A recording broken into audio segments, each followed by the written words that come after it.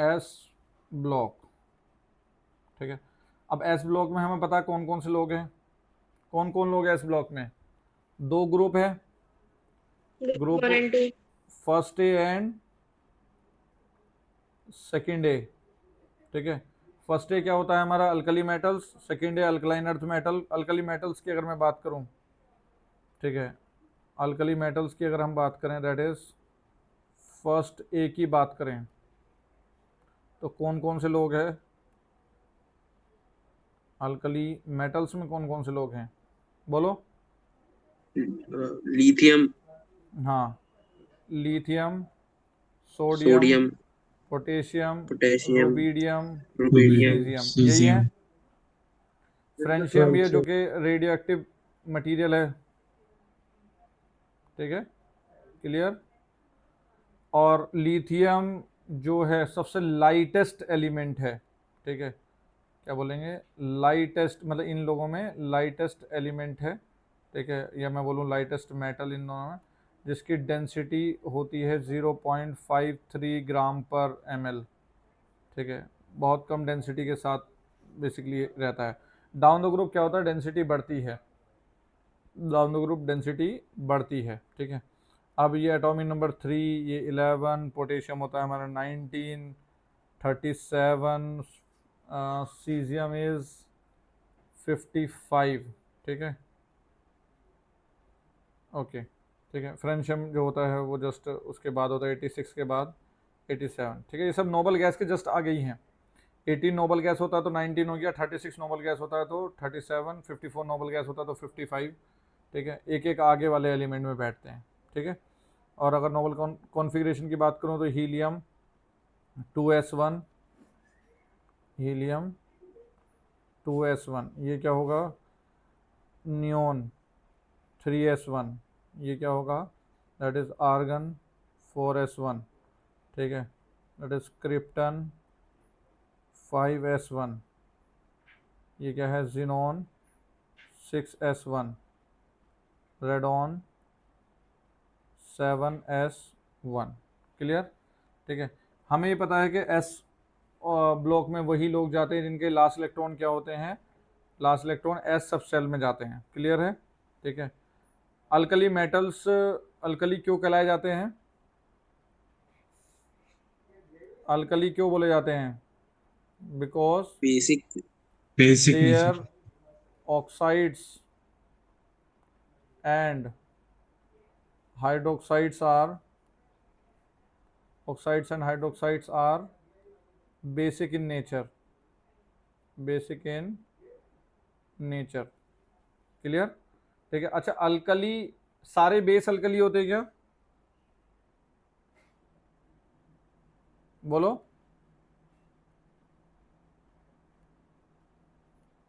सारे base alkali होते हैं क्या,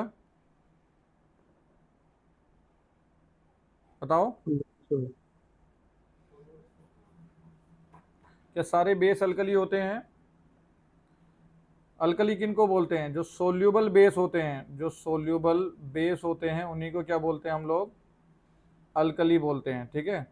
सारे बेस अल्कली नहीं होते, सिर्फ सोल्यूबल, जिनकी सोल्यूबिलिटी होती है पानी में, ठीक है, वही क्या होते हैं हमारे सोल्यूबल होते हैं। दूसरा, जो हमारे अल्कली मेटल्स हैं, ठीक है, ये इलेक्ट्रोपॉजिटिविटी में बहुत अच्छे होते हैं, मतलब highly electropositive, highly electro positive. But electro positive क्यों होते हैं, क्योंकि ये आसानी से इलेक्ट्रॉन दे देते हैं, इनका आयनाइजेशन एनर्जी कम है, इसलिए क्या होते हैं ये हाईली इलेक्ट्रो पॉजिटिव होते हैं। बट मेटेलिक बॉन्डिंग में ये कमज़ोर होते हैं, क्योंकि इनके पास सिर्फ एक ही वैलेंस इलेक्ट्रॉन है, तो हम बोलेंगे weak metallic bonding, weak metallic bonding due to one valence electron, due to one one valence electron, एक वैलेंस इलेक्ट्रॉन होने की वजह से, ठीक है, क्या होते हैं ये वीक मेटालिक बॉन्डिंग इनमें होती है, ठीक है। अब ये एलिमेंटल फॉर्म में नहीं पाया जाता क्योंकि ये हाईली रिएक्टिव हैं, जिसकी वजह से ये कंपाउंड फॉर्म में ही मिलते हैं, that is they are highly reactive,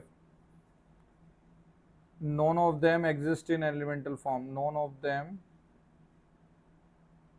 exist in native form, native form मतलब elemental form, native form, clear, यहाँ तक बात क्लियर है। और यस सर। हम लोगों ने उसमें पढ़ा है, ठीक है, छोटी क्लासेस में पढ़ा होगा कि इन मेटल को, जो भी इलेक्ट्रोपॉजिटिव मेटल होते हैं, उनको अगर एक्सट्रैक्ट करना है तो हम लोग इलेक्ट्रोलिसिस के थ्रू एक्सट्रैक्ट करते हैं, और वो भी मोल्टन सॉल्ट इलेक्ट्रोलिसिस, क्योंकि अगर पानी होगा तो फिर मेटल डिपॉजिट नहीं होगा, ठीक है। और ये तो अब हम जान भी चुके हैं, अब तो हम इलेक्ट्रोलिसिस भी पूरा पढ़ चुके हैं। मेटल को एक्सट्रैक्ट करना है तो मोल्टन ही लेना पड़ेगा, क्योंकि मेटल को कैथोड पर अगर डिपॉजिट करवाना है तो पानी नहीं होना चाहिए, क्योंकि पानी होगा तो फिर H2 डिपॉजिट हो जाएगा। ये बात क्लियर है कि नहीं है? ये बात क्लियर है। Yes cathode sir. पे डिपॉजिट मेटल तभी होगा जब मेटल के अलावा कोई और ना हो, ठीक है। तो extracted all are extracted by molten salt electrolysis, all are extracted by molten salt electrolysis, ठीक है। अच्छा, इनकी हाई रिएक्टिविटी होने की वजह से इनको कहाँ स्टोर किया जाता है? हाई रिएक्टिविटी होने की वजह से इनको स्टोर्ड इन पैराफिन वैक्स या पैराफिन ऑयल, पैराफिन ऑयल या फिर वैक्स, ठीक है, जिसमें कि कैरोसिन ऑयल की बात की जाती है, दैट इज कैरोसिन ऑयल, ठीक है, क्लियर। अच्छा, लिथियम को जो है हमें कैरोसिन ऑयल में ही वो किया जाता है, ठीक है। वो लिथियम को पैराफिन वैक्स में किया जाता है कि लिथियम लाइटर होता है, तो वो क्या करता है, कैरोसिन ऑयल में ऊपर की तरफ आ जाता है। तो लिथियम जो है नॉट स्टोर्ड, या मैं बोलूँ stored in, lithium stored in paraffin wax, क्योंकि वो लाइटर है, लाइटर है किससे, देन कैरोसिन ऑयल से, कैरोसिन ऑयल से लाइट होता है, इसलिए वो ऊपर फ्लोट करता है, ठीक है। और सभी तरह के मेटल्स जो हैं, अल्कली मेटल्स, ये सब चाकू से कट जाते हैं, इतने सॉफ्ट होते हैं, सिल्वरी वाइट होते हैं, ठीक है। ऑल मेटल्स आर, ये all alkali metals are soft, silvery white and easily cut by knife, easily cut by knife, clear? क्या बात क्लियर है? ठीक है। एक यस वैसे सर। इन्फॉर्मेशन ही है कि सीजियम का जो है वो सिल्वरी ना होकर गोल्डन अपीयरेंस होता है, सीजियम हैव गोल्डन अपीयरेंस, ठीक है। तो ये बेसिक बेसिक कुछ बातें जो कि जिसमें से काफ़ी सारी तुम्हें पहले से पता भी होंगी, ठीक है, और कुछ जो नई नई चीज़ में, ठीक है। अब हम थोड़ा सा रिएक्टिविटी के बारे में बात करना चाहेंगे यहाँ। पहला चीज़ है reaction with water,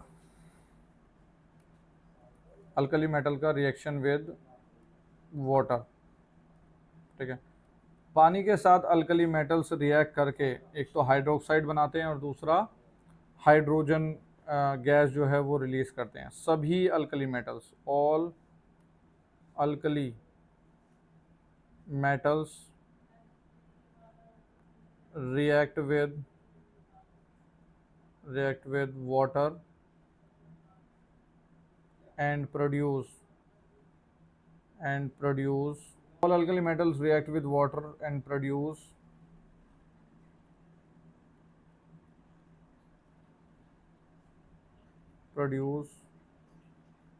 hydroxide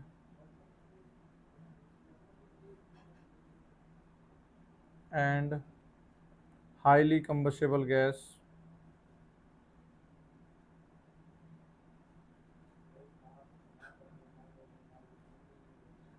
that is H2, ठीक है।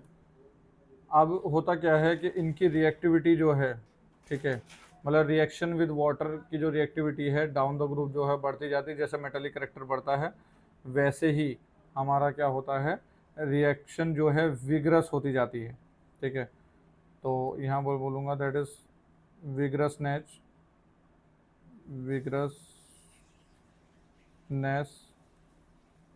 Of reaction increases on moving down the group। ठीक है, जैसे अगर लिथियम को अगर हम लोग डाल रहे हैं, जैसे लिथियम को अगर मैं ऐड कर रहा हूँ इसमें, ठीक है, ये मेरा वाटर है, ठीक है, और हम लोग लिथियम का टुकड़ा डाल रहे हैं, लिथियम सॉलिड डाल रहे हैं बेसिकली। ठीक है, तो मैं देखूंगा यहाँ पर स्लो रिएक्शन देखने को मिलेगी, मतलब लिथियम विद वाटर, ठीक है, क्या प्रोड्यूस करेगा, LiOH प्रोड्यूस करेगा प्लस हाफ H2 जो है वो रिलीज होगा। बट यहाँ जो डेल्टा H आएगा, मान लो डेल्टा H मैं बोल देता हूँ -Q1 आएगा, जो एंथल हीट रिलीज हो रही है वो क्या होगी, माइनस मतलब रिलीज और Q1 अमाउंट की होगी। ठीक है, और दूसरी तरफ अगर मैं ले रहा हूँ यहाँ पर मेरा सोडियम ले लेता हूँ, ठीक है, तो सोडियम के केस में ये क्या हो जाएगा, रिएक्शन मॉडरेट हो जाएगी। तो मतलब रिएक्शन वैसी ही होगी, सोडियम प्लस वाटर, ठीक है, प्रोड्यूस करेगा हमें NaOH, ठीक है, प्लस क्या मिलेगा, हाफ H2 गैस मिलेगा, और यहाँ मान लो एंथैल्पी रिलीज जो हुई है वो -Q2 है। ठीक है, क्लियर है। और लास्ट अगर मैं बोलूँ, ठीक है, नीचे की तरफ ले जाता हूँ, सीजियम की अगर मैं बात करूँ, ठीक है, अगर मैं यहाँ सीजियम सॉलिड डालूँ, ठीक है, तो इसकी रिएक्शन जो है होगी, तो रिएक्शन ऐसी ही, caesium plus water gives CSOH plus half H2, ठीक है, और ये जो डेल्टा H आएगा हमारे यहाँ पर क्या होगा, -Q3। ठीक है, और यहाँ रिएक्शन क्या होती है, एक्सप्लोजिव सेंस में होती है। ठीक है, एक बहुत अच्छी एक वीडियो कहीं ना कहीं डाली हुई, अच्छा मैं इस स्क्रीन पे तो दिखा ही सकता हूँ ना, ये रिएक्शन क्लियर है, हाँ देखो इसको, Lithium, sodium, potassium, rubidium, cesium and francium. They're all soft metals which can be cut with a knife. आवाज आ रही है? In air, the elements quickly become coated with compounds that form on the metal's surface. Here, for example, is lithium. आवाज आ रही है सबको इसकी? Yes, sir. Yes, sir. Yes, sir. When we slice it, you can see the metallic luster, but the black coating quickly reappears. Sodium is kept under oil to prevent reaction with air. Again, when we cut it, the metal surface can be seen, but this time corrosion occurs even more quickly. With the next alkali metal, potassium, the corrosion in air is so quick that it's hard to see the metallic luster at all. As we go down the group, the elements seem to react more quickly with air. Now let's see another reaction of the alkali metals, the reaction with water. We'll start with lithium. The metal floats on the water and reacts with it, giving off hydrogen gas. Now for sodium. The same sort of thing happens, although the reaction is a bit more vigorous. All the alkali metals react with water in the same way. Let's see an equation for the reaction. Hydrogen gas is produced, and the metal dissolves to give an aqueous cation with a single positive charge. Now for potassium. This time you'll see a flame. The heat given out by the reaction is produced so quickly that the hydrogen gas catches fire. It burns with a lilac flame. The next element is rubidium. This time we put a safety screen between us and the reaction. You can see that things gradually become more terrifying as we go down the group. Let's try cesium, our fifth alkali metal.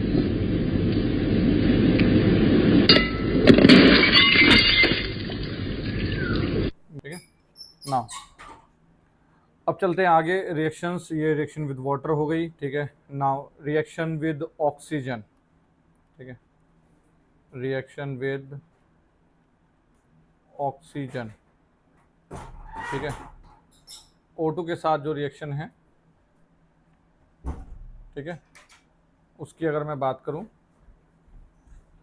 अब alkali metals में ना oxygen के साथ ना अलग अलग तरह का सिचुएशन रहता है, ठीक है। मैं अगर नॉर्मल को किसी भी अल्कली मेटल्स को अगर लेता हूँ यहाँ पर, ठीक है, और लिमिटेड ऑक्सीजन सप्लाई करता हूँ, ठीक है, O2 क्या है, लिमिटेड अमाउंट में है, ठीक है, तो उस दौरान, ठीक है, एम कोई भी एम, यहाँ पर सारे अल्कली मेटल्स की बात कर रहा हूँ, अल्कली मेटल्स, ठीक है।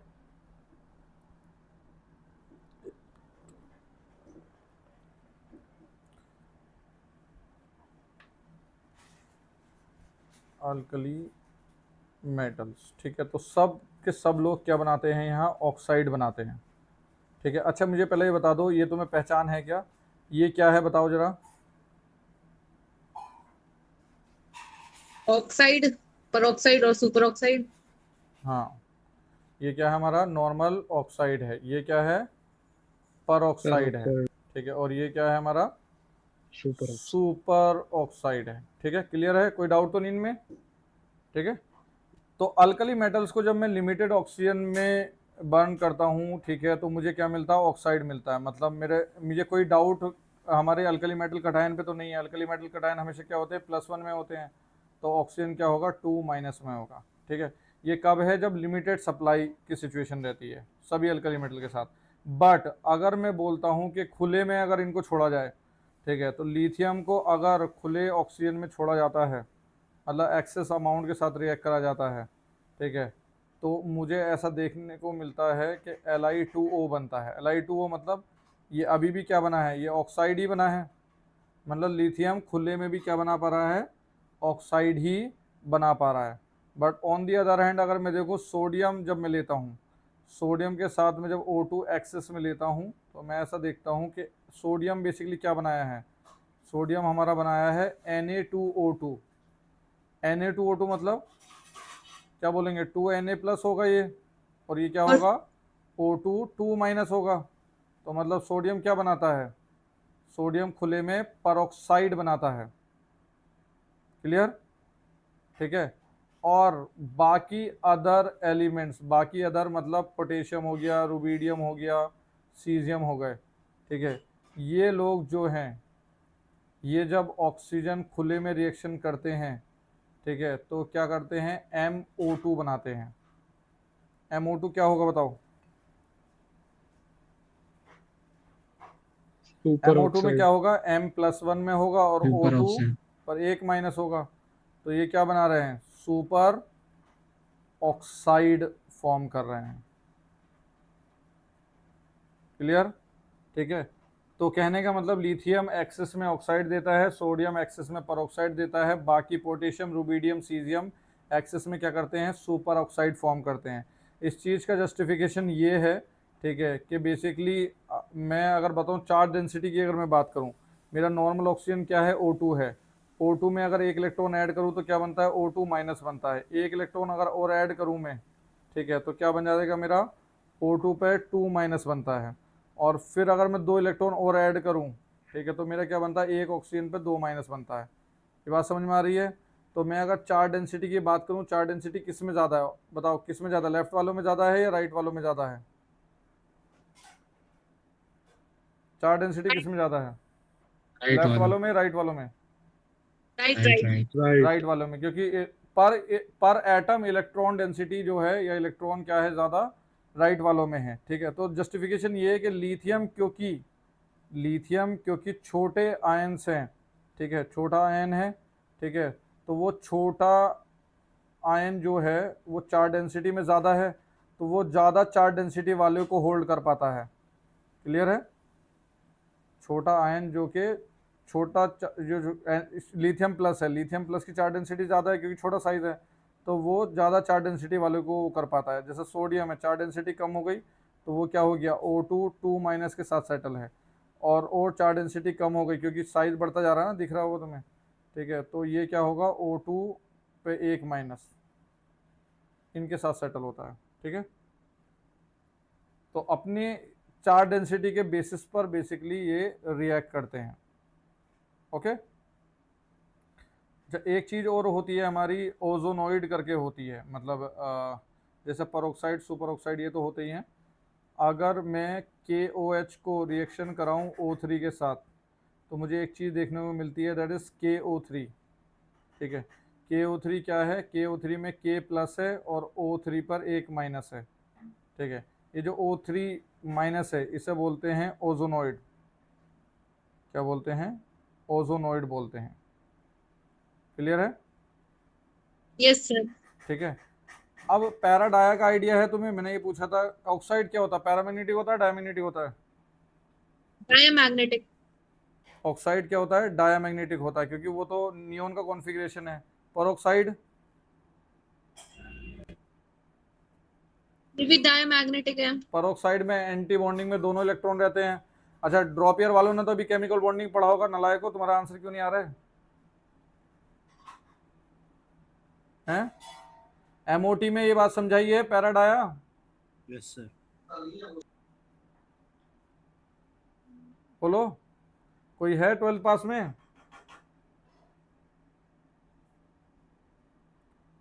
12th पास का कोई है कि नहीं है अटेंडेंस?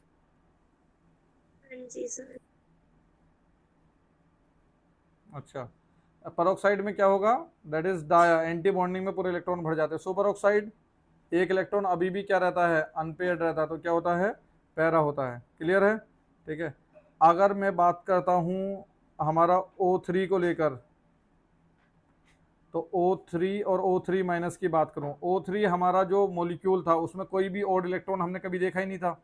याद करो, कोई O3 में कोई ओड इलेक्ट्रॉन होता है क्या? बोलो, नो सर। कोई भी अनपेयर्ड होता नहीं है, क्योंकि सारे के सारे पेयर्ड होते हैं। तो ये क्या होगा, डाया होगा। और अगर मैं डाया से एक इलेक्ट्रॉन ऐड कर दूं, तो वो डाया रहेगा या पैरा बन जाएगा? पैरा। क्या होगा, एक इलेक्ट्रॉन ऐड करूंगा तो ओड इलेक्ट्रॉन ही जाएगा, तो वो क्या हो जाएगा, पैरा हो जाएगा। क्लियर है?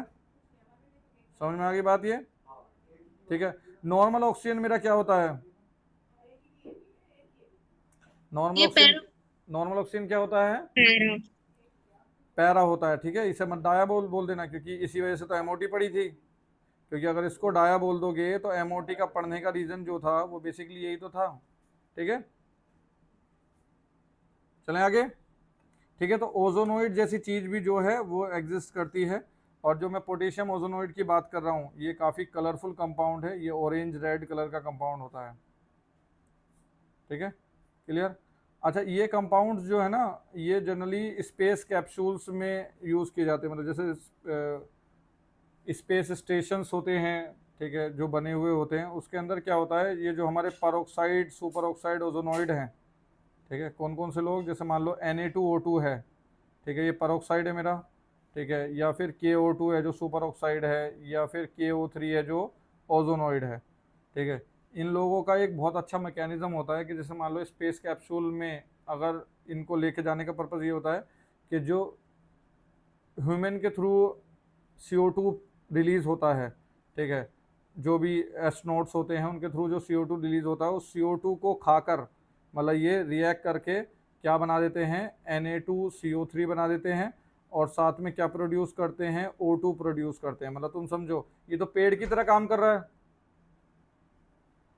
समझे कि नहीं? Yes sir. तो Yes, sir. आर्टिफिशियल पेड़ ही हो गया ना, CO2 खा रहा है, O2 दे रहा है। ठीक है, तो ये भी CO2 खाकर क्या बना देते हैं, दैट इज K2CO3 बना देते हैं, और प्लस 3/2 O2 प्रोड्यूस करते हैं। ओजोनोइड भी CO2 एब्जॉर्ब करके, ठीक है, क्या बनाते हैं, K2CO3, ठीक है, प्लस 5/2 O2 रिलीज करता है। ठीक है, तो इस रीज़न की वजह से they are used in space capsules and submarines, space capsules and submarines। Clear? ठीक है, नाउ आगे बात करते हैं इसमें। ये लिखो, इतने एक क्वेश्चन लेता हूँ, a crystalline solid X which is either Na2O or Na2O2 when a piece of red litmus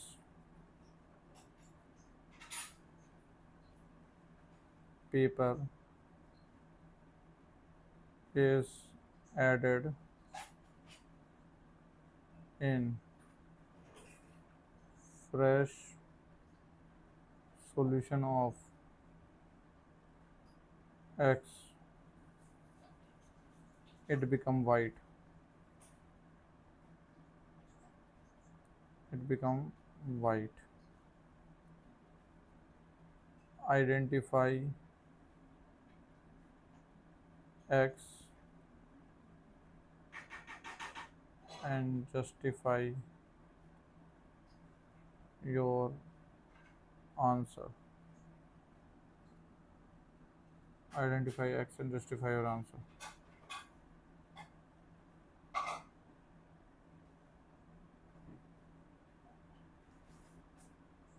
क्या लग रहा है तुम्हें?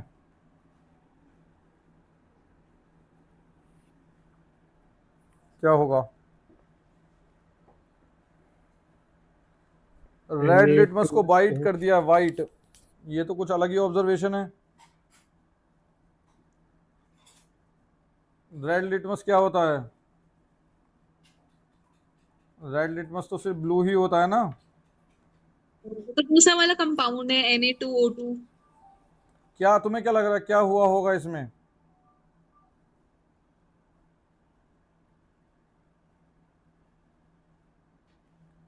देखो, अगर मैं Na2O को पानी में डालता, ठीक है, मैं क्या करता, अगर Na2O को पानी में डालता, ठीक है, तो मुझे क्या ऑब्जर्वेशन मिलता बताओ?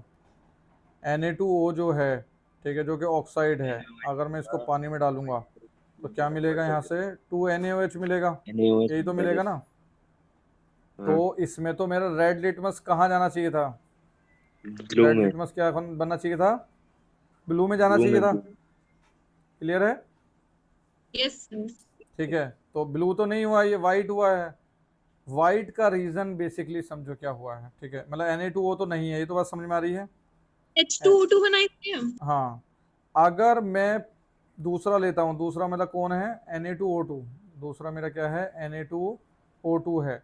Na2O2 को अगर मैं क्या डालता हूँ? पानी में डालता हूँ, Na2O2 विद वाटर अगर हम डालते हैं तो ये क्या बन जाएगा? एक तो NaOH तो मिलेगा ही, ठीक है, NaOH तो यहाँ से मिलेगा ही, साथ में एक और चीज़ मिलेगी, that is H2O2।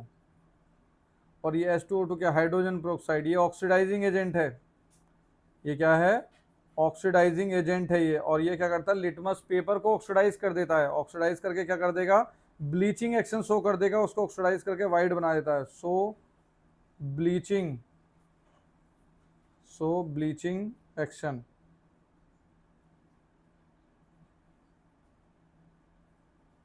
Yes sir. ठीक है, तो ब्लीचिंग एक्शन की वजह से क्या हो जाता है? जो हमारा रेड लिटमस होता है वो क्या बन जाता है? वाइट बन जाता है। क्लियर है? ठीक है। अच्छा, एक और चीज़ बता दो, ऑक्साइड की कहानी बता दी पानी में, मतलब बेसिकली मैं क्या पढ़ा दिया हूँ तुम्हें कि पानी के साथ रिएक्शन क्या होती है। अब देखो, ऑक्साइड की रिएक्शन हो गई, ठीक है, और किसकी हो गई? परऑक्साइड की रिएक्शन हो गई, ठीक है, तो किसकी रिएक्शन रह गई है?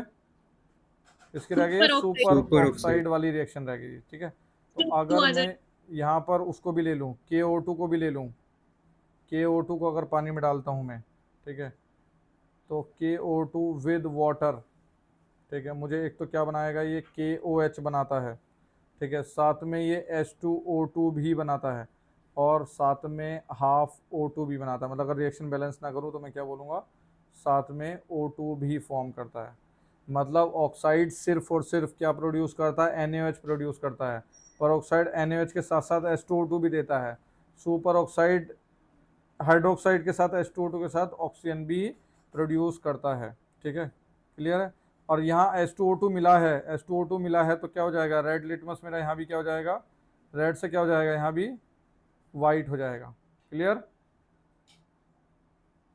सर ये ब्लीचिंग इफेक्ट कैसे दिखा रहा है, मतलब ऑक्सीडाइजिंग एजेंट के होने ऑक्सीडेशन कर दे रहा ना, कंपाउंड ही चेंज कर दे रहा है, जिसकी वजह से वो कलर चेंज कर रहा था उसको ही से? ऑक्सीडाइज कर दिया।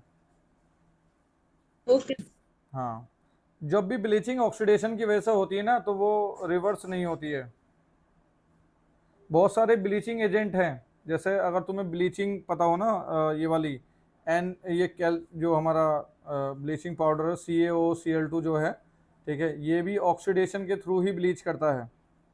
क्योंकि अगर तुम्हें पता हो, याद करो, आइडो फॉर्म में OCl माइनस जो है, ये OCl माइनस जो आयन है, ये ऑक्सीडेशन ही तो करता था, याद है कि नहीं है। यस अल्कोहल को सर। ऑक्सीडाइज करके मिथाइल कीटोन बना देता था। तो ब्लीचिंग एक्शन का जो ब्लीचिंग वाला इफेक्ट है वो ऑक्सीडेशन के थ्रू है।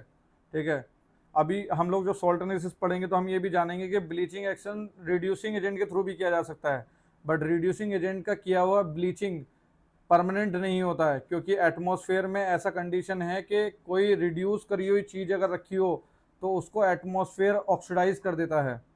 तो कभी भी अगर कलर बदला हो किसकी वजह से, रिडक्शन की वजह से, तो वो एटमॉस्फेयर में कलर वापस चेंज कर देता है, क्योंकि वो उसका ऑक्सीडेशन हो जाता है। तो अक्सर परमानेंट ब्लीचिंग जो होती है वो ऑक्सीडेशन के थ्रू ही होती है, क्योंकि एक बार कोई चीज़ अगर ऑक्सीडाइज हो चुकी है, ठीक है, तो एटमॉस्फेयर उसको ऑक्सीडाइज ही कर सकता है, रिड्यूस नहीं कर सकता। एटमॉस्फेरिक कंडीशन में जो गैसेज हैं वो ज़्यादातर एसिडिक गैसेज, मतलब इस तरह की गैसेज हैं जो ऑक्सीडेशन को प्रमोट करती है। ठीक है, क्लियर है। Okay, yes sir. ठीक है, ओके, क्लियर है यहाँ तक। Yes sir. चलो अब आगे की बात करते हैं हमारी। बिरजू याद है, बिरजू है, बिरजू याद है कि नहीं। सर वो ब्रिज रिएक्शन वाला। हाँ, birch birch birch birch birch reduction, reduction. Birch reduction का रिएजेंट क्या था। Liquid NH3। हाँ, सोडियम लिक्विड NH3 नहीं था, alkali metal in hydrazine hydrazine liquid NH3 था। Correct for the solution of sodium in liquid ammonia. ठीक है, options are, options लिखो, इट इज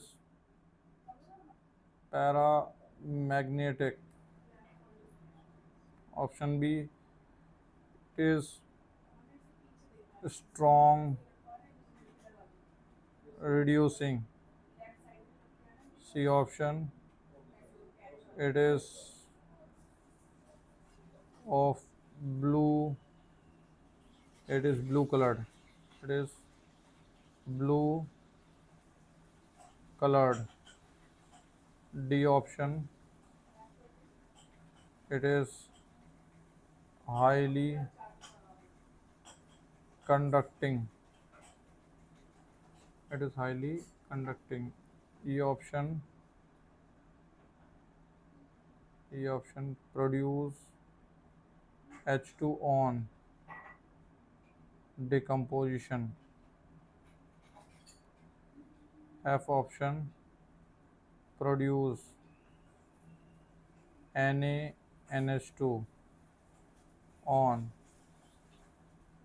decomposition। बताओ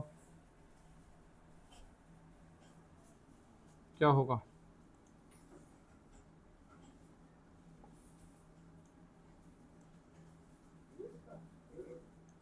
सर D और E। क्या होगा, बी D और और ई। E। वो लोग बताओ,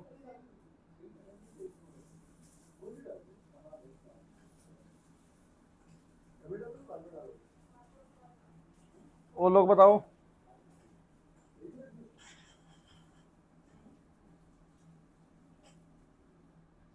वो लोगों के हिसाब से क्या है।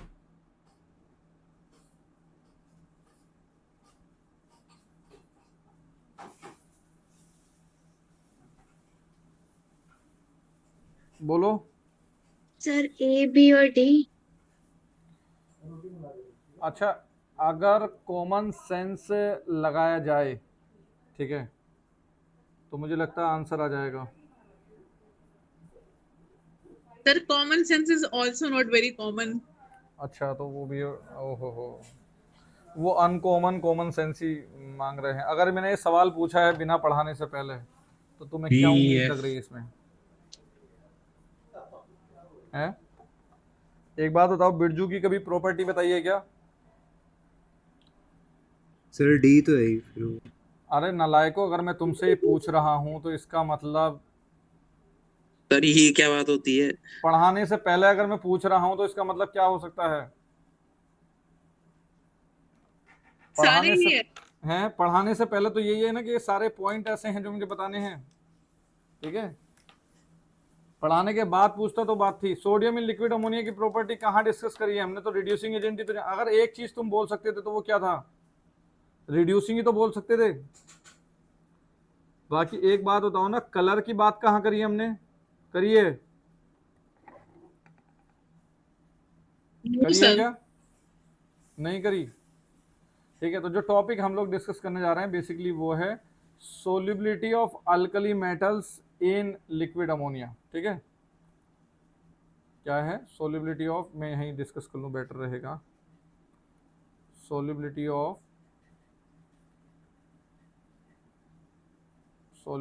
Of alkali metals. सर बोलो बोलो।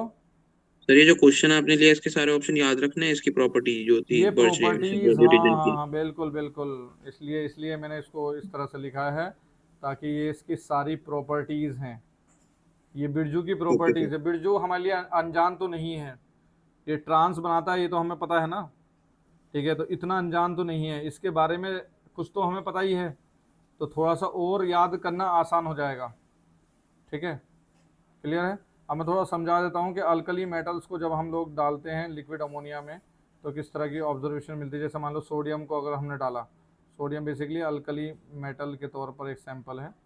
ठीक है, जब हम इसको डालते हैं तो क्या होता है, ये जो हमारा है ये हाईली प्योर अमोनिया है, that is highly pure NH3 है। ठीक है, तो हम ऐसा ऑब्जर्वेशन देखते हैं कि इस टेस्ट ट्यूब में अल्कली मेटल डालने के बाद हमारा इंक ब्लू कलर का सॉल्यूशन हो जाता है, डीप ब्लू। ठीक है, that is dark blue solution हो जाता है। ठीक है, अब वो डार्क ब्लू सॉल्यूशन जिस रीजन की वजह से होता है अभी बताएंगे। ठीक है, इस डार्क ब्लू सॉल्यूशन में जब मैं अल्कली मेटल एक्सेस में डाल देता हूँ, ठीक है, डार्क ब्लू सॉल्यूशन में ही अल्कली मेटल्स और एक्सेस में डाल देते हैं तो इसका कलर चेंज हो जाता है और ये और डेंस होकर, ठीक है, ये मेटालिक ब्रॉन्ज कलरेशन हो जाता है। मेटालिक ब्रॉन्ज कलरेशन हो जाता है। ठीक है, एक्सेस ऑफ अल्कली मेटल्स में। और अगर मान लो मैं इसको डी ब्लॉक के मेटल या मेटल ऑक्साइड के इन्फ्लुएंस में लाता हूँ तो ये एज इसका ए, टेस्ट बन सकता है फिर मतलब इसके बाद। क्या चाहिए? अल्कली मेटल का टेस्ट? हाँ मतलब ये मतलब बनाया है तो फिर। अल्कली मेटल का टेस्ट वो तो है, ये डीप ब्लू कलर का फॉर्मेशन जो है वो अल्कली मेटल्स के साथ देता, बट ये ध्यान रहे कि अल्कलाइन अर्थ मेटल के साथ भी देता है। ठीक है, मतलब अगला भी रिएक्शन है जो किस वजह से देता है, वो सिर्फ स्पेसिफिक टू अल्कली मेटल नहीं है। ठीक है, ओके। तो देखो, दूसरा ये है कि डी ब्लॉक या डी ब्लॉक के ऑक्साइड की प्रेजेंस में या फिर हीट करने पर ये टूट कर, ठीक है, क्या बना देता है? अमाइड बना देता है, NaNH2 प्लस हाफ H2। ठीक है, बनाता है। ठीक है, अब ज़्यादातर मतलब जैसे सोडियम जैसे NaNH2 फॉर्मेट में बनाया, बट लिथियम के साथ ना ये अमाइड थोड़ा सा इस स्टाइल का बनता है कि Li2NH बनता है, मतलब इमाइड बनता है। लिथियम के साथ इमाइड बनता है, बाकी सब सोडियम पोटेशियम रुबिडियम इन सब के साथ क्या बनता है? अमाइड बनता है। तो देखो, अब ये जो ब्लू कलर है ये वाली बात क्लियर हो गई है। ठीक है, H2 बना रहा है डिकम्पोजिशन पर और क्या बना रहा है? NaNH2 बना रहा है डिकम्पोजिशन पर। क्लियर है। अब ये जो ब्लू कलर है उसका रीज़न क्या है मैं बता देता हूँ। जब हमने सोडियम जब डाला हमने अमोनिया में, तो अमोनिया जैसे मान लो अमोनिया लिक्विड अमोनिया था, अमोनिया के अंदर ऐसा मान लो कि X + Y अमाउंट है। ठीक है, दो तरह का अमाउंट है। तो अब जब जब एक पोलर सॉल्वेंट में जाता है तो एक तो Na+ बनाएगा, ये तो पता है ना, सोडियम पानी में डाल के क्या करेगा, Na+ बनाएगा, ठीक है, Na+ बनाएगा और एक क्या बनाएगा, इलेक्ट्रॉन बनाएगा। तो कुछ अमोनिया को कौन ले जाता है, अमोनिया ले जाता है, मतलब कुछ अमोनिया को कौन ले जाता है, सोडियम ले जाता है। मान लो X अमोनिया जो है वो कौन ले जा चुका है, सोडियम ले जा चुका है, ठीक है, एक कॉम्प्लेक्स बना लिया जिसके बाहर क्या है, पॉजिटिव है।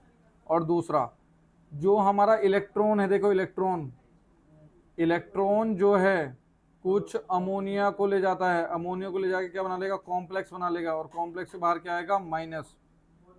दिख रहा है ये, देखो मेटल तो बैठता है यहाँ पर, मेटल तो इस पोजीशन पर बैठ सकता है, कॉम्प्लेक्स बनाने वाली जो पोजीशन है यहाँ पर मेटल बैठ सकता है, बट यहाँ देखो कौन बैठा है, ये इसे बोलते हैं अमोनिएटेड इलेक्ट्रॉन या फिर सोलवेटेड इलेक्ट्रॉन या फिर अमोनिएटेड इलेक्ट्रॉन।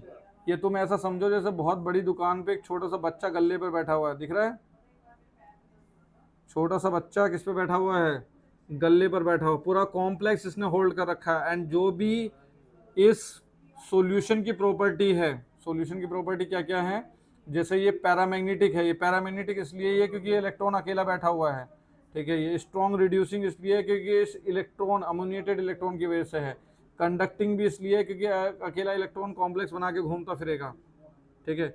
ये जितने भी ये स्पेशल प्रॉपर्टी जो इस सॉल्यूशन की होती हैं वो इस अमोनिएटेड और सॉल्वेटेड इलेक्ट्रॉन की वजह से होती हैं। क्लियर है, समझ यस में आई, क्लियर, ठीक है, यस सर। ओके, ठीक है। तो अमोनिया, लिक्विड अमोनिया का जो ये सॉल्यूशन है इलेक्ट्रॉन उसका को कोई दिक्कत नहीं है कि मतलब उसके अराउंड इतने लोग हैं? किसके, ना ना ना ना ना, दिक्कत ह्यूमन लेवल पर थोड़ी सोचना होता है, ठीक है, ये सर कुछ, हाँ बोलो। इसमें इलेक्ट्रॉन है तो इसको हम लोग नॉर्मल ऐसे चार्ज की तरह क्यों नहीं दिखा रहे? वो अराउंड सराउंडेड है लेकिन तब भी चार्ज की तरह दिखा सकते हैं ना पूरे स्ट्रक्चर में, कि चार्ज चार्ज है दिखाया तो वो। हमने, चार्ज तो दिखाया ना, ये रहा हाँ हाँ एज ए चार्ज सर। तो बाहर दिखा दिया ना मैंने, पूरे कॉम्प्लेक्स के ऊपर जो है माइनस दिखा दिया, ठीक है, क्योंकि उसके पास माइनस, अमोनिया के पास तो चार्ज 0 है। क्लियर है, ठीक है। सर एक बार ये सॉल्वेटेड अमोनिएटेड इलेक्ट्रॉन का मतलब फिर से समझा दो। मैंने ये बताया है कि सोडियम का जो इलेक्ट्रॉन है, ये इलेक्ट्रॉन जो अमोनिया के साथ कॉम्प्लेक्स बनाया है, ये जो दिख रहा है, ये वाली जो चीज़ है, इसको हम लोग अमोनिएटेड इलेक्ट्रॉन बोलते हैं, ठीक है। और ये एक सिंगल इलेक्ट्रॉन है, इसकी वजह से पैरामैग्नेटिक नेचर है, ठीक है, रिड्यूसिंग नेचर भी इसकी वजह से, इसके मूवमेंट से ही ये कंडक्टिविटी इतनी ज़्यादा बढ़ जाती है, हाईली कंडक्टिव हो जाता है, ठीक है। इस ब्रैकेट को ही हम लोगों ने ये वर्ड बोले हैं, ठीक है, ओके सर। ठीक है। और the all the properties due to this ammoniated electron, ठीक है, ओके, चलें आगे, यस सर। ठीक है। अच्छा, दूसरा ये जो मैंने बोला था एक्सेस ऑफ जो वाली चीज़ बोली थी कि एक्सेस ऑफ अमोनिया जब हम डालते हैं, ठीक है, तो एक तो ये मेटेलिक ब्रॉन्ज हो जाता है, दूसरा ये पैरामैग्नेटिक से क्या बन जाता है, डायामैग्नेटिक बन जाता है, ठीक है। एक्सेस में इलेक्ट्रॉन होने की वजह से कहीं ना कहीं वो बहुत ज़्यादा डेंसिटी ऑफ इलेक्ट्रॉन, तो पेयरिंग जैसा सिचुएशन, तो सॉल्यूशन क्या हो जाता है, डायामैग्नेटिक हो जाता है। इनिशियली जब ये डार्क ब्लू सॉल्यूशन बना था तो ये क्या था, पैरामैग्नेटिक था, ठीक है। ब्रॉन्ज मेटालिक कंसंट्रेटेड सॉल्यूशन क्या हो जाता है, डायमैग्नेटिक हो जाता है। क्लियर, ओके, ठीक है। नाउ ये लिख लिया सब, यस सर। ठीक है। नाउ अब हम बात करने जा रहे हैं, वॉशिंग सोडा एक कंपाउंड है जो अल्कली मेटल्स का है, ठीक है, उसका preparation, that is preparation of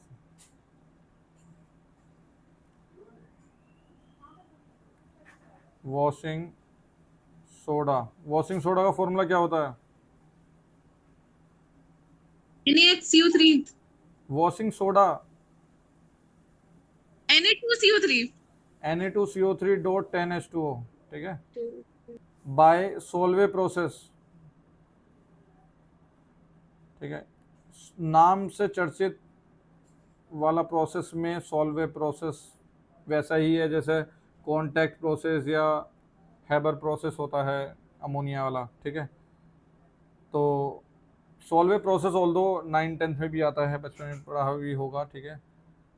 इसमें एसिड बेस एंड सॉल्ट्स वाले चैप्टर में भी आता है, ठीक है। बाकी ये इसको पूरा अगर बात करें, इस पर क्वेश्चन भी अच्छे खासे बनते हैं, ठीक है।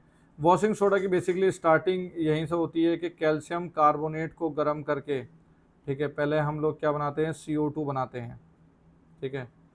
अब इस CO2 को हम लोग क्या करते हैं, पहली रिएक्शन ये है जिससे CO2 मिला है अमोनिया के साथ, ठीक है, विद वाटर एंड CO2 को यहाँ पर एक्सिस में लेकर, एक्सिस में CO2 को पास करवा के बेसिकली क्या बनवाया जाता है, NH4HCO3 बनवाया जाता है, दैट इज़ अमोनियम बाइकार्बोनेट। क्या बनाया जाता है, अमोनियम बाइकार्बोनेट का एक्वा सॉल्यूशन बनाया जाता है, ठीक है।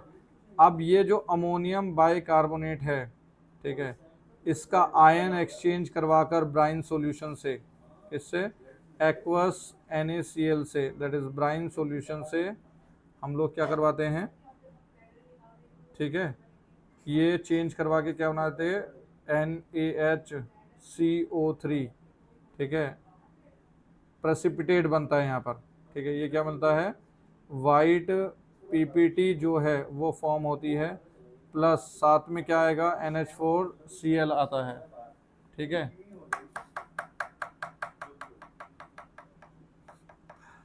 ठीक है, क्लियर।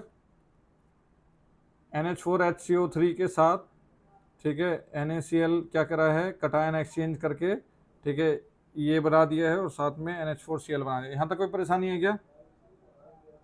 No sir. ठीक है। अब एक्चुअली बताऊँ क्या, इसकी सबसे बड़ी USP जो मैं बोलूँ इस प्रोसेस की वो यही है, ठीक है, कि ये जो चीज़ मिली है ये प्रेसिपिटेट फॉर्म में मिली है, ठीक है। क्योंकि अगर ये प्रेसिपिटेट फॉर्म में ना मिला होता तो ये सेपरेट नहीं हो पाता है, ठीक है।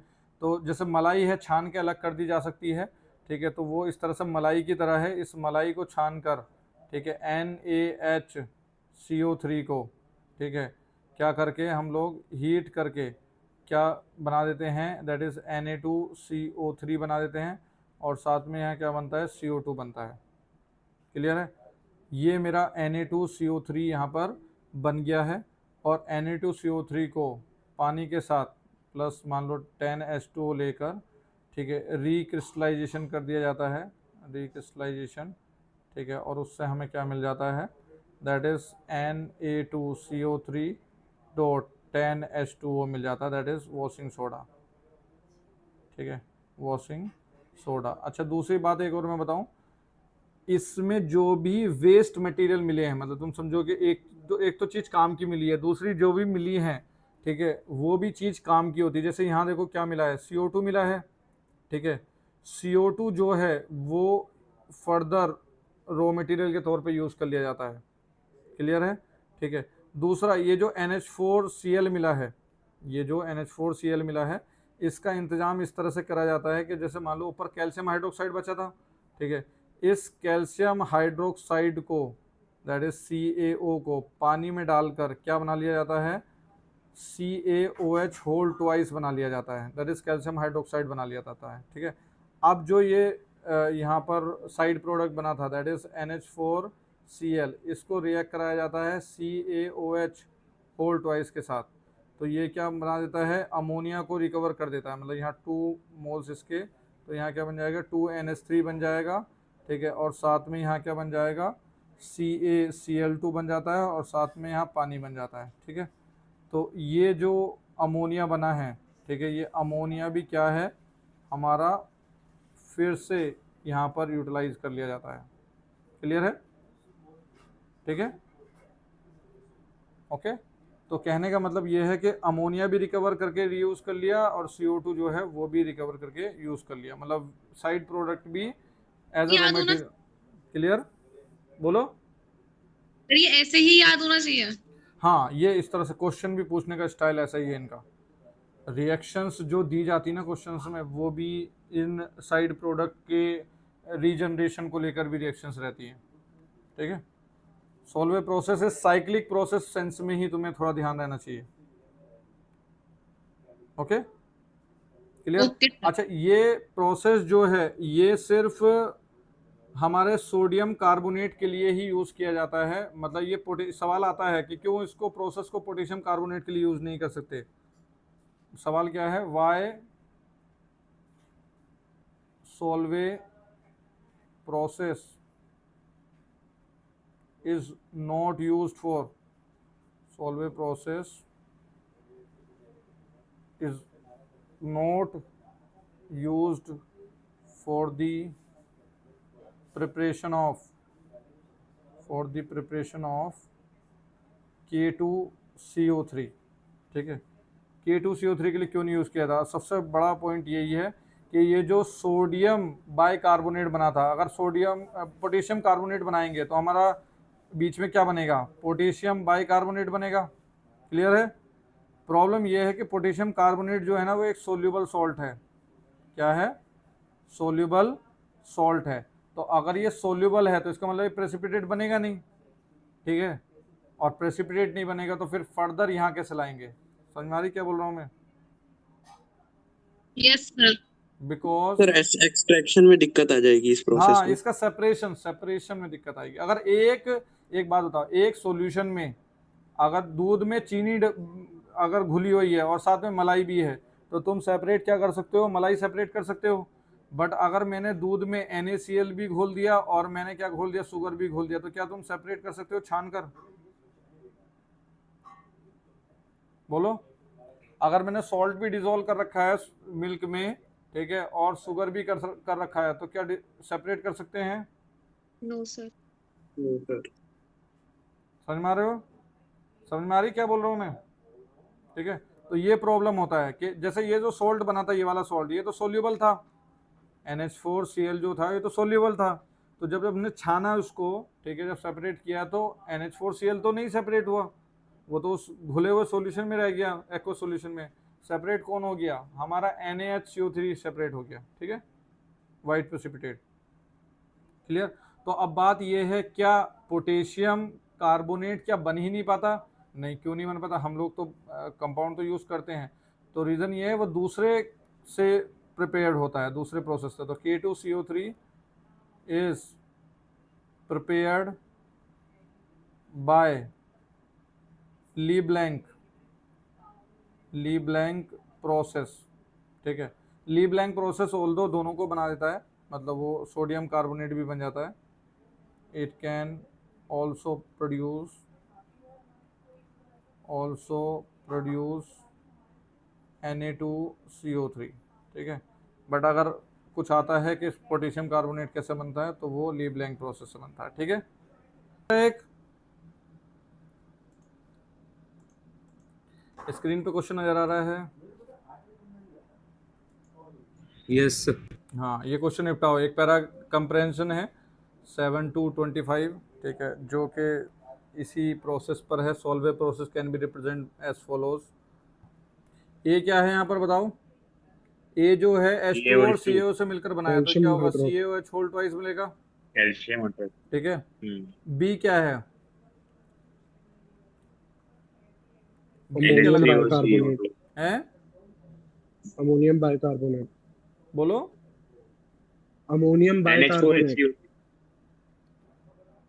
Ammonium bicarbonate. Ammonium bicarbonate. ठीक है, इन दोनों को मिलकर CO2 से मिलकर क्या बनेगा? NH4HCO3। ठीक है, ये बी हो गया। अगला सी कहाँ पर है?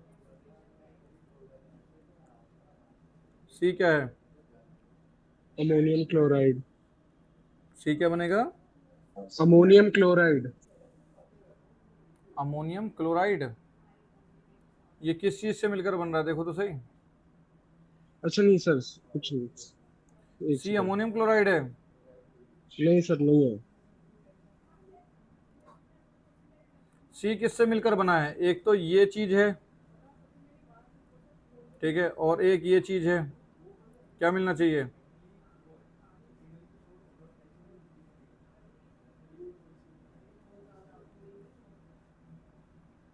बोलो। अच्छा, डी तो बता सकते हो। देखो ये डी कैसे मिला है? NH4HCO3 जो है B है, और NaCl के साथ मिलकर बनाएंगे तो D क्या बन जाएगा?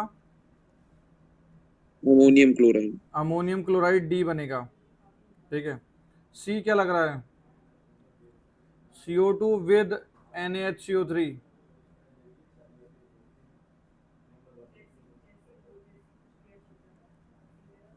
क्या तुम्हें ये Na2CO3 नहीं दिख रहा क्या?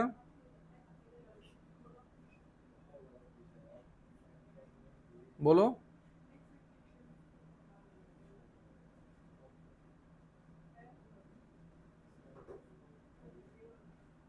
बोलो बोलो, C क्या लग रहा है?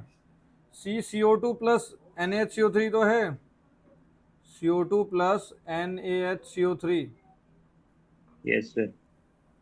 Na2CO3 प्लस वाटर, इस तरह से तो निकलता है। देख लो बैलेंसिंग वाला चीज, 2 अगर लेते हैं इसको 2,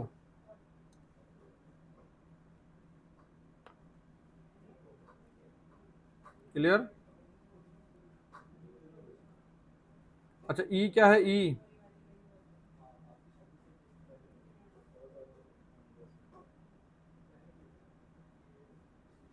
E कैसे मिला है बताओ?